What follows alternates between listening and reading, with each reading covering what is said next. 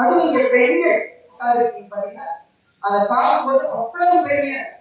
ஏன்னா எங்க கிளாஸ்ல ஒரு 85 பேர் 80 பேர் இருந்திருப்போம். ஜாயின் பண்ணும்போது 80 பேர், அதுல மேக்சிமம் 9 பெண்கள் இருந்திருப்பாங்கன்னு நினைக்கிறேன்.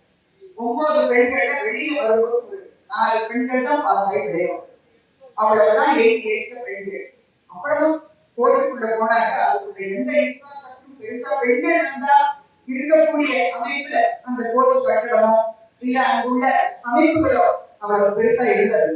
பார்க்கணும்னா பேசிக் facilities for women to practise அதுவே ரொம்ப இருந்தது கிடையாது.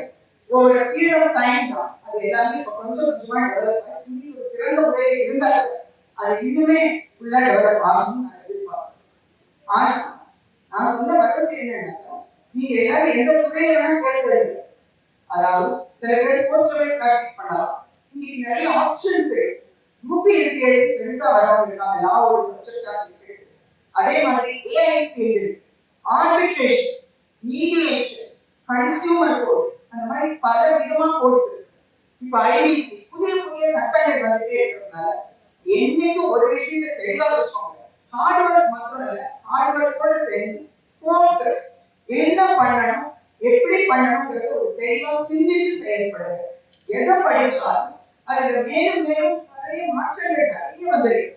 இப்ப நாங்களே 38 வருஷம் கழிச்சு பார்க்கும்போது இந்த 38 வருஷ காலங்களில் புதிய சட்டங்கள்